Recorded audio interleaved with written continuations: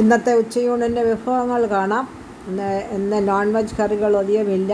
മുട്ട റോസ്റ്റാണ് ഇന്നത്തെ താരം. ബാക്കിയെല്ലാം വെജിറ്റബിൾ കറികളാണ്. കാണാം. നമുക്ക് ഭക്ഷണം കഴിക്കാം. മെഴുക്ക് പുരട്ടി എടുത്തു. സാമ്പാർ നല്ല കൊഴുത്ത സാമ്പാറാണ്. അല്പം ലൂസാക്കിയാണ് സാമ്പാർ എടുത്തതെങ്കിലും നല്ലതുപോലെ തണുത്തപ്പോഴത്തേക്ക് അത് കൊഴുത്തു. ഇത് നമ്മുടെ സ്പെഷ്യൽ മുട്ട റോസ്റ്റും കൂടെ. മസാലയൊക്കെ നല്ലതുപോലെ മൂത്തു. ഇത് ഇരുമ്പിൻ്റെ കടായി ആയതുകൊണ്ട് പ്രതീക്ഷിച്ചതിനെക്കാട്ടിലും പെട്ടെന്ന് ഉള്ളിയൊക്കെ കുഴപ്പമില്ല. കുറച്ചിരി കാച്ചിയ മോരും കൂടെ എടുക്കാം. ഇഞ്ചിക്കറിയുണ്ട്.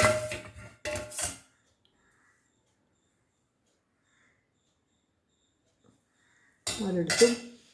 ഇഞ്ചിക്കറിയും കൂടി എടുത്താൽ ഇഞ്ചിക്കറി പിന്നെ എടുക്കാം. അപ്പോൾ ഇതൊക്കെയാണ് ഇന്നത്തെ വിഭവങ്ങൾ. സാമ്പാറിൽ വെണ്ടയ്ക്ക, തക്കാളി, പിന്നെ ഉള്ളത് ഒരു പച്ച ഏത്തയ്ക്ക.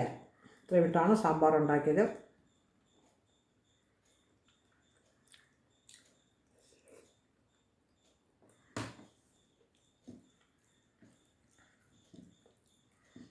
ഞാൻ സാമ്പാറിൽ വെണ്ടയ്ക്ക അധികം ഇടാറില്ല. കാരണം വെന്ത് കറക്റ്റായിട്ടൊക്കെ വഴറ്റിയൊക്കെ ചേർത്തില്ലെങ്കിൽ ചിലപ്പം പെട്ടെന്ന്. ഹലോ, ഇന്ന് ചൊവ്വാഴ്ച. ഇന്നത്തെ ഉച്ചയോടൻ്റെ വിഭവങ്ങൾ കാണാം.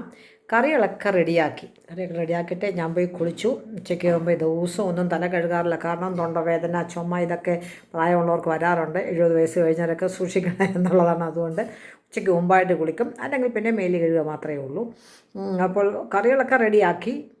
സാമ്പാർ, ഏത്തക്കായ മെഴുക്ക് പുരട്ടി, മുട്ട റോസ്റ്റ്, കാച്ചിയ മോര്, ഇഞ്ചിക്കറി, ഇതൊക്കെയാണ് ഇപ്പം മതി, ധാരാളം മതി. പക്ഷേ ചോറ് റൈസ് കുക്കറിൽ ഇരിക്കുന്നതേ ഉള്ളൂ. അരി തീർന്നു പോയി. കഴിഞ്ഞ മാസം 10 കിലോ അരി നമുക്ക് റേഷൻ കടയിൽ നിന്ന് കിട്ടി. നല്ല അരിയായിരുന്നു. ഇപ്രാവശ്യം 2 കിലോയേ ഉള്ളൂ. ഇന്നാണ് വാങ്ങിക്കാൻ പോയത്. കുറേ ദിവസം കൊണ്ട് ഞാൻ പച്ചരിയും നമ്മുടെ ഡൊപ്പിയരിയും ഒക്കെയാണ് ഓരോ ഗ്ലാസ് ഇട്ടാൽ പെട്ടെന്ന് വെന്ത് കിട്ടുമല്ലോ എന്ന് വിചാരിച്ച് അതൊക്കെയാണ് ഞാൻ ചോറ് വെച്ചത്.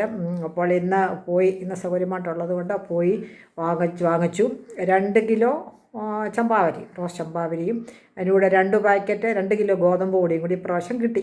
എത്രയോ നാളിന് ശേഷമാണ് ഗോതമ്പ് പൊടി കിട്ടുന്നത്. ആശീർവാദ് ഇലയിറ്റും ഒക്കെ ഗോതമ്പ് പൊടിയാണ് ഉപയോഗിച്ചുകൊണ്ടിരുന്നത്.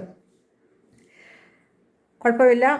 അപ്പോൾ നമ്മുടെ ഇനിയും റൈസ് കുക്കറിലെ അരി ഒരു 12:30 കഴിയുമ്പോഴേ അത് വാർക്കാനൊക്കത്തുള്ളൂ. അത് കഴിഞ്ഞിട്ടൊക്കെ ഇപ്പോൾ 1 മണിയൊക്കെ ആകുമ്പോഴേ ഉണ്ണാനൊക്കത്തുള്ളൂ. മതി, സാവകാശമായിട്ടൊക്കെ ഉണ്ടാക്കാം. അപ്പം ഇന്നത്തെ വീഡിയോകളൊക്കെ കാണാം. കറികളൊക്കെ ഉണ്ടാക്കിയതിൻ്റെ വീഡിയോ ഒക്കെ കാണാം.